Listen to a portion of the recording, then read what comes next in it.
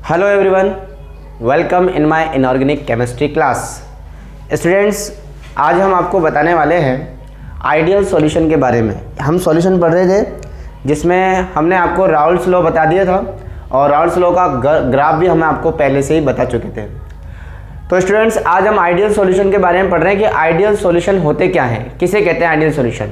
तो देखिए, वो सॉल्यूशन जो टेम्परेचर और कंसंट्रेशन की हर कंडीशन पर, कोई सी भी कंडीशन हो, तापमान और सांद्रता की सभी परासों पर जो राउल्ट के नियम की पालना करता है वो विलयन आपका आदर्श विलयन कहलाता है। ठीक है ना। तो आइडियल सॉल्यूशन किसे कहते हैं? वो सॉल्यूशन जो कंसंट्रेशन और टेम्परेचर की सभी कंडीशन पर, चाहे कोई सी भी कंसंट्रेशन हो, कोई सा भी टेम्परेचर हो, उस पर जो राउल्ट के लॉ को फॉलो करेगा उसे हम आइडियल सॉल्यूशन कहते हैं। ठीक है बच्चों, तो ये तो हो गई डेफिनेशन। लेकिन अगर हमसे पूछे कि आइडियल सॉल्यूशन यानी कि आदर्श विलयन के गुण लिखिए। देखिए, हमारा टॉपिक है बच्चों आदर्श विलयन यानी कि आइडियल सॉल्यूशन। आदर्श विलयन इंग्लिश में बोलते हैं बच्चों अपन इसको आइडियल सॉल्यूशन। ठीक है। तो आइडियल सॉल्यूशन की बात करेंगे तो जो राउल्ट लॉ को हर टेम्परेचर और कंसंट्रेशन की सभी परिस्थितियों में राउल्ट के नियम की पालना करता है उसे हम आदर्श विलयन कहते हैं, और जो राउल्ट के लॉ की पालना नहीं करता उसे हम अनादर्श विलयन कहते हैं। तो आज आपको हम आदर्श और अनादर्श दोनों के बारे में बता रहे हैं बच्चों। आदर्श और अनादर्श विलयन की बात कर रहे हैं। ये बहुत ही इंपॉर्टेंट टॉपिक है, आपको इसको पढ़ना है। एग्जाम में कई बार पूछा जा चुका है। आदर्श और अनादर्श, आइडियल और नॉन आइडियल सॉल्यूशन। आइडियल और इंग्लिश में लिख देता हूं इसको नीचे, आइडियल और नॉन आइडियल सॉल्यूशन। ठीक है, आइडियल और नॉन आइडियल सॉल्यूशन। देखिए बच्चों, सबसे पहला इसकी प्रॉपर्टी के बारे में हम बताते हैं आपको। तो आइडियल सॉल्यूशन की प्रॉपर्टी होती है कि ये हर कंडीशन, टेम्परेचर और कंसंट्रेशन की हर कंडीशन पर राउल्ट लॉ को फॉलो करते हैं। तो पहला, ये राउल्ट लॉ को ओबे करते हैं। और राउल्ट लॉ क्या होता है बच्चों? देखिए क्या होता है राउल्ट लॉ, हमें आपको बताया था कि जो पी ए होता है वो इज इक्वल टू होता है P A naught X A के। ठीक है। और इसी तरह जो पी बी होता है, पी बी है ना, वो होता है P B naught X B के, दैट इज राउल्ट लॉ। और जो आपका टोटल पी होता है वो P A plus P B के इक्वल होता है किसी भी सॉल्यूशन के लिए।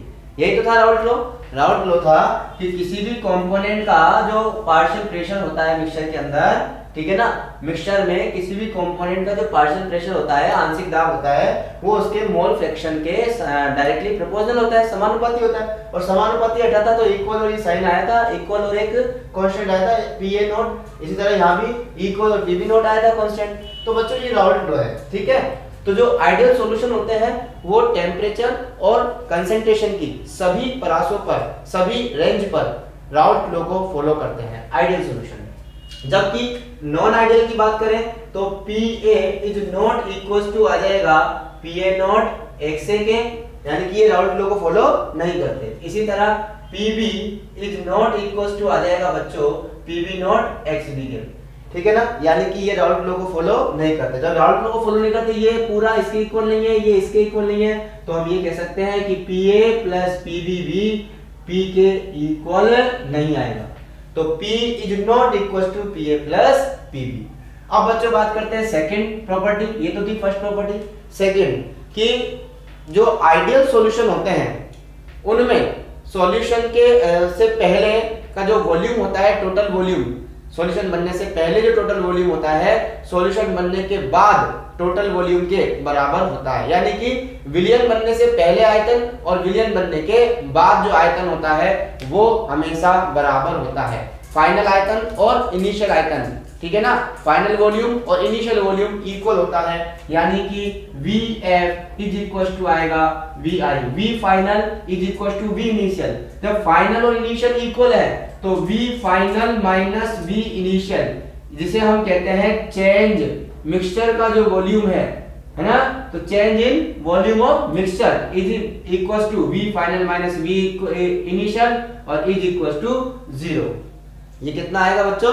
0 आएगा। यानी कि मिक्सचर का जो वॉल्यूम, चेंज इन वॉल्यूम है, मिश्रण के या विलयन के आयतन में परिवर्तन कितना होना चाहिए? 0 होना चाहिए।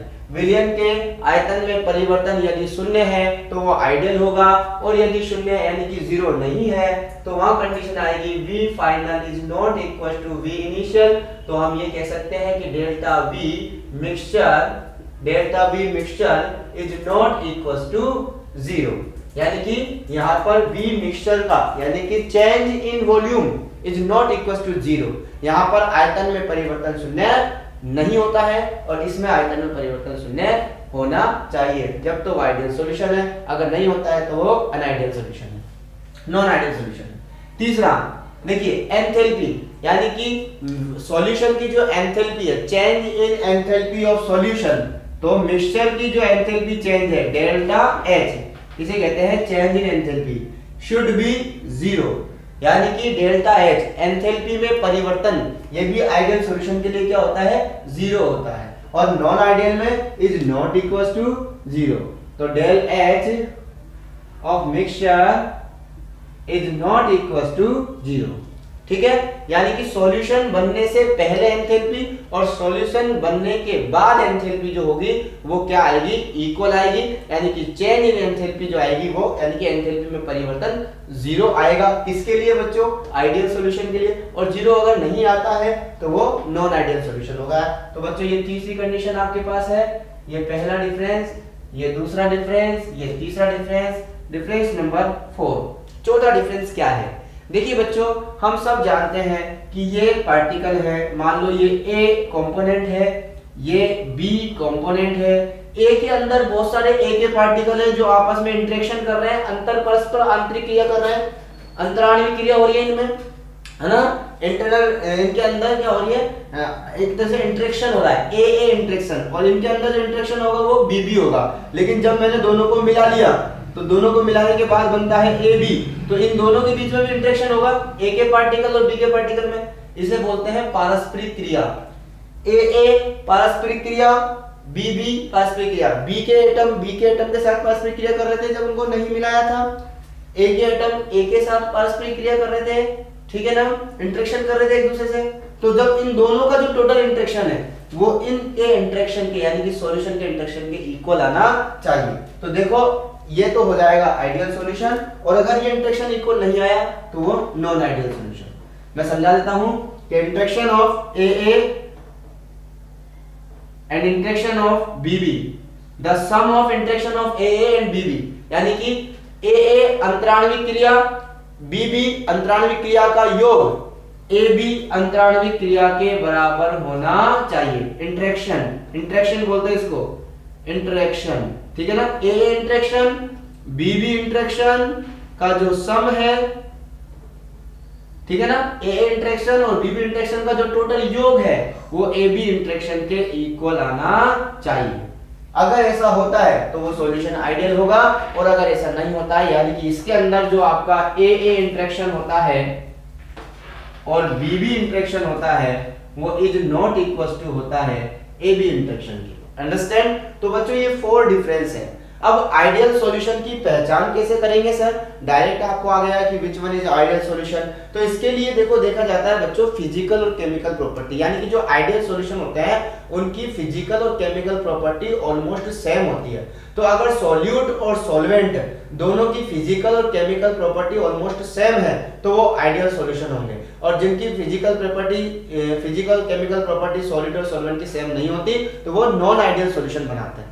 अब मैं आपको एक एग्जांपल बताता हूं, जैसे मैंने लिया हेक्सेन और मैंने लिया heptane. Normal hexane, normal heptane, दोनों एल्केन है, दोनों की physical chemical property almost same आएंगी, इसीलिए हेक्सेन और हेप्टेन का जो मिक्सचर होगा वो एक आइडियल सॉल्यूशन होगा। इसी तरह मेथेनॉल और एथेनॉल, देखिए मेथेनॉल और एथेनॉल अगर हम इनकी बात करें तो इनकी भी फिजिकल और केमिकल प्रॉपर्टी ऑलमोस्ट सेम आती है, इसलिए इनका मिक्सचर भी आपके पास कैसा होगा बच्चों? इनका मिक्सचर भी एक तरीके से आपका आइडियल सॉल्यूशन होगा। 1 क्लोरोब्यूटेन और 1 ब्रोमोब्यूटेन। तो क्लोरोब्यूटेन ब्रोमोब्यूटेन दोनों एल्किल हैलाइड हैं, दोनों की प्रॉपर्टी में ज्यादा डिफरेंस नहीं होता है, इसलिए इन दोनों का मिक्सचर भी आइडियल सॉल्यूशन बनाएगा। तो बच्चों आइडियल सॉल्यूशन के लिए फिजिकल और केमिकल प्रॉपर्टी क्या होनी चाहिए, ऑलमोस्ट सेम। तो सॉल्यूट और सॉल्वेंट की फिजिकल केमिकल प्रॉपर्टी क्या आनी चाहिए बच्चों, सेम आनी चाहिए। तो इधर आइडियल और इधर नॉन आइडियल सॉल्यूशन। अब हम बात करते हैं बच्चों नॉन आइडियल सॉल्यूशन की, ठीक है। तो नॉन आइडियल में आपने देखा कि ये सब इक्वल होते हैं और इसमें इज नॉट इक्वल टू आ गए। तो नॉन आइडियल सॉल्यूशन भी दो टाइप का होता है। कितने टाइप का होता है, दो टाइप का होता है। तो अब हम उसी की बात कर लेते हैं। आइडियल की बात मैंने आपको बता दी, अब हम बात करते हैं नॉन आइडियल सॉल्यूशन, ठीक है, यानी कि अनादर्श विलयन, ठीक है। तो देखिए नॉन आइडियल सॉल्यूशन, अभी अभी मैंने कहा नॉन आइडियल में जो होता है वो दो टाइप का होता है। Non ideal solution, non ideal solution बच्चों दो टाइप का होता है नॉन आइडियल सॉल्यूशन। पहला तो होता है non ideal solution with positive deviation, यानी कि जो आइडियल बिहेवियर से, जो आदर्श वे ऐसे आदर्श विलयन जो आदर्श व्यवहार से धनात्मक विचलन दर्शाते हैं, धनात्मक अनादर्श विलयन और ऋणात्मक अनादर्श विलयन। इंग्लिश में और हिंदी में मैं लिख देता हूं। हिंदी में इसको बोलते हैं अनादर्श विलयन। अनादर्श विलयन कितने प्रकार का होता है, दो प्रकार का होता है। एक तो होता है non ideal with positive deviation, positive deviation, ठीक है ना, डेविएशन, डेविएशन, ठीक है ना। तो पॉजिटिव डेविएशन और नेगेटिव डेविएशन, ठीक है ना। Non ideal, non ideal with negative, negative, ये लो नेगेटिव डेविएशन, डेविएशन। तो non ideal with positive deviation, non ideal with negative deviation, यानी कि पहला जो है वो है धनात्मक, धनात्मक अनादर्श विलयन, ठीक है, और दूसरा होता है ऋणात्मक अनादर्श विलयन, ठीक है, ऋणात्मक अनादर्श विलयन। तो बच्चों इसमें क्या होता है, देखो वही प्रॉपर्टी के बारे में हम डिस्कस करेंगे वापस। धनात्मक अनादर्श विलयन, ऋणात्मक अनादर्श विलयन। धनात्मक अनादर्श विलयन में क्या होता है, अब तक हम कह रहे थे कि इज नॉट इक्वल टू, अब यानी कि इक्वल नहीं होता है। अब कितना होता है, तो इसमें क्या होता है, ये पॉजिटिव डेविएशन शो करते हैं। जो पीए होता है इसमें इज ग्रेटर देन आ जाएगा, पीए इज ग्रेटर देन, समझ में आ गया, पीए इज ग्रेटर देन किसके, पीए नॉट एक्सए के, ठीक है। और इसी तरह पीबी इज ग्रेटर देन, क्या आएगा बच्चों, PB is greater than PB naught XA से। इसी तरह जो पी होगा टोटल वो इज ग्रेटर देन होगा पीए प्लस पीबी से, ठीक है।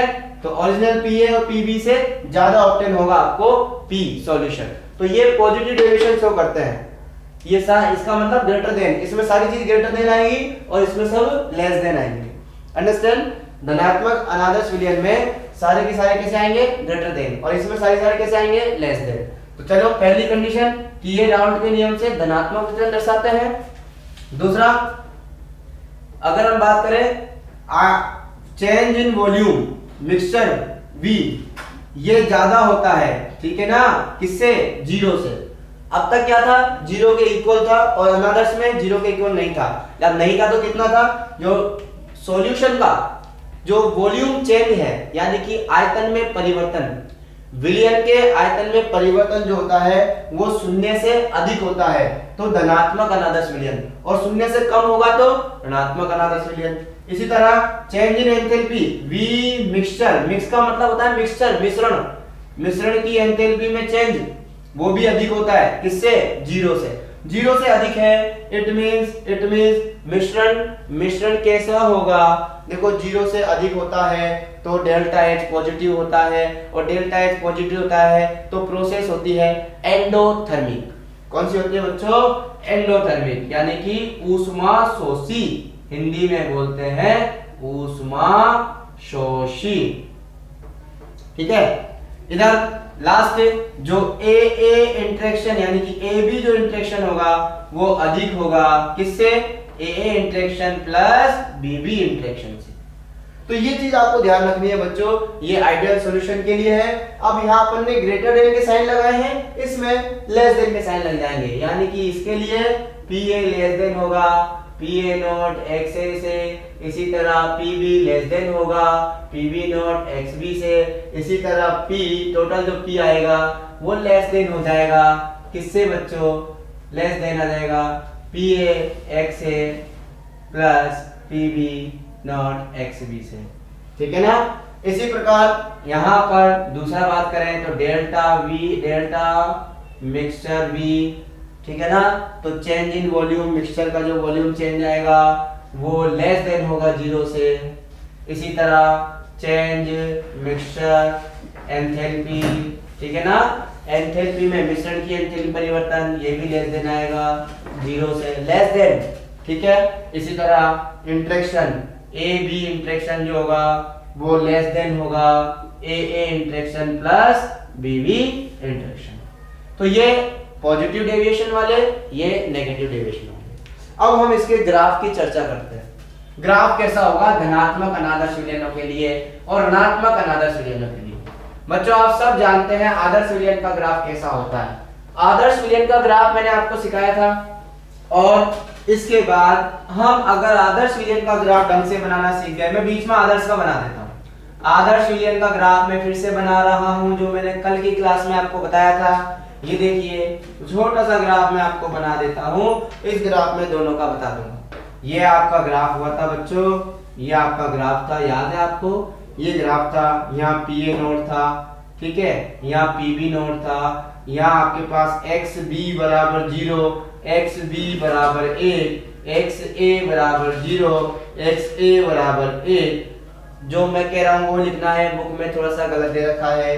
अब ये यहाँ से गया था, ये यहाँ से गया था, ये ग्राफ था आदर्श विलयन के लिए। मैं इस ग्राफ को कर देता हूँ बच्चों डॉट डॉट डॉट डॉट। ये ग्राफ आपका आदर्श विलयन के लिए था, ठीक है। और इस इक्वेशन पर आपने लिखा था P B is equal to P B naught और एक्स बी, है ना। और ये वाली थी वो आपकी P किसकी थी बच्चों, पी ए की थी, पी ए की, ये इक्वेशन पी ए की थी, ये पी बी का था, ठीक है। और ये जो था ये आपके पास था P is equal to P A plus P B का ग्राफ था। तो ये आपके पास ग्राफ था आइडियल सॉल्यूशन के लिए। अब मुझे बनाना है एक तो पॉजिटिव डेविएशन वाला और एक नेगेटिव डेविएशन वाला। तो सबसे पहले पॉजिटिव डेविएशन की बात कर लें। पॉजिटिव डेविएशन में देखो बच्चों, मैं बहुत ही सामान्य तरीके से ग्राफ बना रहा हूं, बिल्कुल कुछ नहीं करना आपको, ग्राफ सेम बनेगा, वही ग्राफ मैंने दोबारा बनाया, लेकिन इस ग्राफ को बच्चों में डॉट डेट कर दूंगा क्योंकि ये आदर्श विलयन का ग्राफ था, मुझे इसको नहीं बनाना है, मुझे तो अनादर्श विलयन का ग्राफ बनाना है, और वो भी कौन सा, धनात्मक अनादर्श विलयन। अब इस पर जो लिखा हुआ है ना नीचे वो सेम रहेगा बच्चों, क्योंकि ये वेपर प्रेशर होता है इधर, ठीक है। तो सेम नीचे आपको वही एक्स बी बराबर 0, एक्स ए बराबर 1, एक्स बी बराबर 1, एक्स ए बराबर 0, ये आपके मोल भिन्न हो गई, ये मोल भिन्न है, और ये आपका पी ए नोट ही रहेगा, कोई चेंज नहीं आएगा, ये आपका पी बी नोट रहेगा, कोई चेंज नहीं आएगा। धनात्मक अनादर्श विलयन है तो बच्चों ये जो लाइन थी स्ट्रेट, ये हो जाएगी ऊपर की तरफ। धनात्मक में सारी लाइनें जो सी स्ट्रेट लाइन है वो ऊपर हो जाएंगी, इसी तरह ये वाली लाइन होगी ये भी ऊपर हो जाएगी, थोड़ा सा इसको कर्व करके इस तरह बना देंगे। इसी तरह ये वाली जो लाइन है ये भी थोड़ा सा ऊपर हो जाएगी, क्योंकि धनात्मक में ऊपर और ऋणात्मक में नीचे है, तो धनात्मक में ये वाली लाइन कहां चली जाएगी, थोड़ी सी ऊपर, ये बन जाएगा। तो ये ग्राफ धनात्मक का बना है। नीचे वाला डॉटेड ग्राफ आदर्श विलयन का है, तो ये आदर्श से धनात्मक डेविएशन शो कर रहा है। तो इन लाइनों पर लिखना है आपको P is greater then PA plus PB। इसी तरह ये वाली जो लाइन है मैंने कहा था ये PA की है, तो यहाँ पर PA is greater then PA note XA लिखेंगे, और इस वाली लाइन पर आपको सारे धनात्मक के लिखने हैं, PB इज इक्वल टू, और ऋणात्मक के लिए इसी ग्राफ को दोबारा बनाएंगे, और अब नीचे की तरफ इन लाइनों के नीचे की तरफ इस तरीके से ये नीचे जाएगा, ये भी नीचे जाएगा, और ये भी नीचे जाएगा। तो ये आपको बनाना है, आप बुक की हेल्प ले सकते हो, डोंट वरी, लेकिन ऋणात्मक में नीचे जाता है और धनात्मक में ऊपर जाता है। इस तरीके से आपका आदर्श और अनादर्श विलयन कंप्लीट होता है। तो ये था आपका नॉन आइडियल का ग्राफ, जिसमें आपको ये इसके ग्राफ को नीचे कर देना है, इसमें ऊपर की तरफ कर्व करना है, इसमें नीचे की तरफ कर्व करना है, ठीक है ना। तो अब बच्चों अब हम अगला टॉपिक है हमारा एजियोट्रॉप मिक्सचर। ये आपका बोर्ड में पूछा गया क्वेश्चन है, यानी कि स्थिर क्वाथी मिश्रण। क्या होता है स्थिर क्वाथी मिश्रण? एक छोटी सी डेफिनेशन है। तो ऐसा मिश्रण यानी कि दो द्रव विलयनों का ऐसा मिश्रण जो कि एक ही ताप पर उबलता है या फिर जिसका वाष्प प्रावस्था में और द्रव प्रावस्था में संगठन समान होता है, उसे हम स्थिर क्वाथी मिश्रण कहते हैं। ऐसे दो द्रवों का मिश्रण जिनका द्रव अवस्था तथा वाष्प प्रावस्था में संगठन समान होता है, अर्थात वे दोनों द्रव एक ही तापमान पर उबलते हों, ठीक है ना, एक ही तापमान पर उबलते हों, ऐसे मिश्रण को हम स्थिर क्वाथी मिश्रण कहते हैं। यानी कि ऐसा मिक्सचर जिसके कंपोनेंट का, जिसके दोनों कंपोनेंट का, दोनों लिक्विड कंपोनेंट होंगे और दोनों का ध्यान रखना बच्चों, वेपर फेज में as well as liquid phase में जो कॉम्पोजिशन होता है वो कैसा होता है, वेपर फेज में और लिक्विड फेज में दोनों का कॉम्पोजिशन सेम होता है, ठीक है। और इसके साथ वो दोनों के दोनों सेम टेम्परेचर पर बॉइल्ड होते हैं, उस मिक्सचर को एजियोट्रॉप मिक्सचर कहते हैं। एजियोट्रॉप मिक्सचर या एजियोट्रॉपिक मिक्सचर, एजियोट्रॉपिक मिक्सचर, ठीक है ना, जो सेम टेम्परेचर पर उबलते हैं, हिंदी में कहते हैं स्थिर क्वाथी मिश्रण, ठीक है ना, जो कि एक ही तापमान पर उबलते हैं। मैं समझाता हूं, जैसे ये है ए, ओके, और ये है बी, ये भी लिक्विड है बच्चों, ये भी लिक्विड है और ये भी लिक्विड है, ठीक है ना। और मान लो इसका बॉइलिंग पॉइंट है 370 केल्विन, ठीक है, इसका बॉइलिंग पॉइंट है 400 केल्विन, या मैं कह सकता हूं इसका बॉइलिंग पॉइंट है 350 केल्विन और इसका बॉइलिंग पॉइंट है 400 केल्विन। अब मैंने इन दोनों को मिला दिया, इन दोनों को मैंने इसके अंदर मिला दिया, तो ये ए बी मिक्सचर बन गया। ध्यान रखो, अब इसका जो बॉइलिंग पॉइंट आया वो आया 370 केल्विन। मान लो अगर इसका बॉइलिंग पॉइंट 370 आया, सॉरी चलो ये लो 320 आया, अगर इसका बॉइलिंग पॉइंट 320 आया तो इसे बोलेंगे minimum boiling azeotrope mixture, minimum boiling azeotrope mixture, यानी कि निम्न क्वथनांकी स्थिर क्वाथी मिश्रण, मिनिमम बॉइलिंग एजियोट्रॉप मिक्सचर। और अगर मान लो इसका बॉइलिंग पॉइंट, अगर मान लो इसको और इसको मिलाने से आपके पास जो ए बी आता है, जो सॉल्यूशन आता है, उसका बॉइलिंग पॉइंट 410 केल्विन है, तो इसको बोलेंगे maximum boiling azeotrope mixture, maximum boiling azeotrope mixture.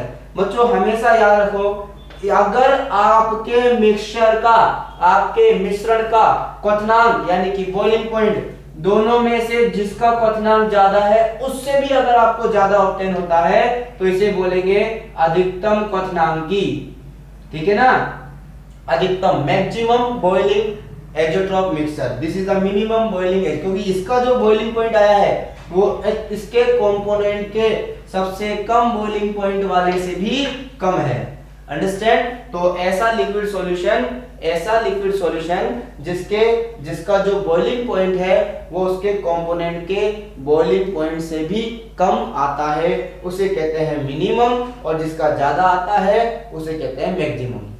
तो जिसका बॉइलिंग पॉइंट मिनिमम होता है उसका वेपर प्रेशर बच्चों हाई होता है।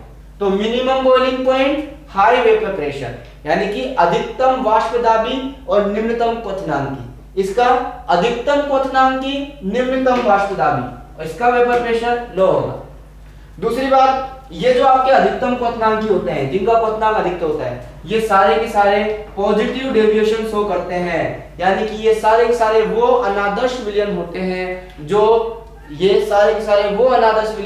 जो कि धनात्मक विचलन दर्शाते हैं। तो धनात्मक विचलन वाले अनादर्श विलयन का एग्जांपल होता है अधिकतम स्थिर क्वाथी मिश्रण, अधिकतम क्वथनांकी स्थिर क्वाथी मिश्रण, मैक्सिमम बॉइलिंग एजियोट्रॉप मिक्सचर, जो कि सारे के सारे पॉजिटिव डेविएशन वाले हैं, ठीक है। इसी तरह बच्चों जो नेगेटिव डेविएशन वाले एग्जाम्पल होंगे वो सारे के सारे लोअर या मिनिमम बॉइलिंग एजेटोपिक मिक्सचर होंगे। ठीक है, यानी कि ये सब आपको बच्चों मैंने थ्योरी में लिखवा दिया है और आपको समझ में भी आना चाहिए कि दो लिक्विड है, उनका अपन ने मिक्सचर बनाया, दोनों का बॉइलिंग पॉइंट अलग अलग था। मिक्सचर बनाने पर जो बॉइलिंग पॉइंट आया वो सबसे कम वाले से भी कम आया, तो लोअर बॉइलिंग या मिनिमम बॉइलिंग एजेटोप मिक्सचर। और अगर दोनों कंपोनेंट से जिसका ज्यादा है उससे भी ज्यादा आया, मान लो दोनों का मिक्सचर का जैसे 410 आया, तो इसे बोलेंगे मैक्सिमम बॉइलिंग एजेट्रोप मिक्सचर।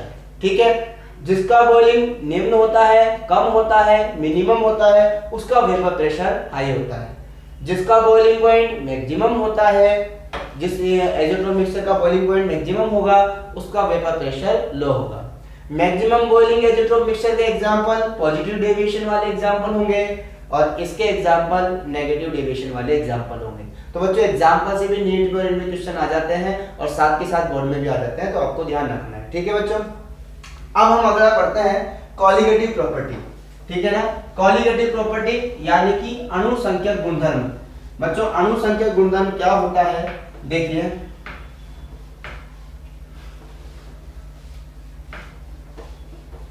अणुसंख्यक गुणधर्म कॉलिगेटिव प्रॉपर्टी। देखो सॉल्यूशन की कुछ प्रॉपर्टी ऐसी होती है जो कि सॉल्यूट पार्टिकल के नेचर पर डिपेंड नहीं करती, लेकिन सॉल्यूट पार्टिकल्स के अमाउंट पर डिपेंड करती है। The property which is depend only on the amount of solute but does not depend upon the nature of solute. ठीक है ना, यानी कि वे सभी गुणधर्म जो कि केवल और केवल विलय की मात्रा पर निर्भर करते हैं। विलयन के वे सभी गुणधर्म जो केवल विलयन की मात्रा पर वे सभी विलयन के वे सभी गुणधर्म जो विलय की मात्रा पर निर्भर करते हैं, विलय की प्रकृति पर निर्भर नहीं करते, उन्हें अणुसंख्यक गुणधर्म कहते हैं। ठीक है ना, the property which depend only on the number of solute or amount of solute but do not depend upon the nature of solute is called colligative property। कौन कौन सी है? there are some colligative property।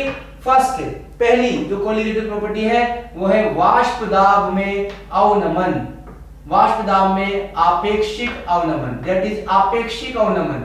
ये हमने आपको पढ़ाया था, relative lowering in vapour pressure, वाष्प दाब में आपेक्षिक अवनमन। इंग्लिश में बोलते हैं relative lowering in vapour pressure. ठीक है, इंग्लिश में। सेकंड है बच्चों क्वथनांक में उन्नयन, एलिवेशन इन बॉइलिंग पॉइंट, क्वथनांक में उन्नयन, एलिवेशन इन बीपी। और थर्ड है बच्चों हिमांक में अवनमन, यानी कि तीसरे नंबर की जो कॉलिगेटिव प्रॉपर्टी है इंग्लिश में बोलते हैं डिप्रेशन इन फ्रीजिंग पॉइंट। चौथी नंबर की जो कॉलिगेटिव प्रॉपर्टी है वो है बच्चों ऑस्मोटिक प्रेशर यानी कि परासरण दाब। ये चारों की चारों कॉलिगेटिव प्रॉपर्टी हम स्टडी करेंगे बच्चों।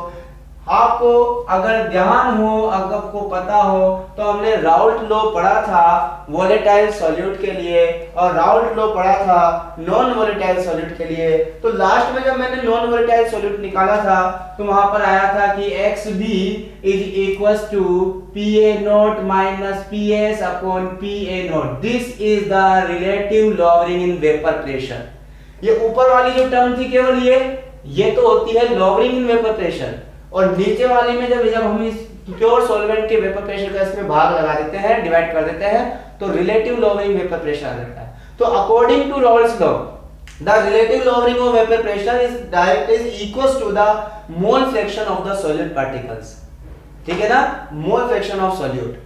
तो मोल फ्रैक्शन ऑफ सॉल्यूट के क्या होता है? इक्वल होता है रिलेटिव लॉवरिंग वेपर प्रेशर।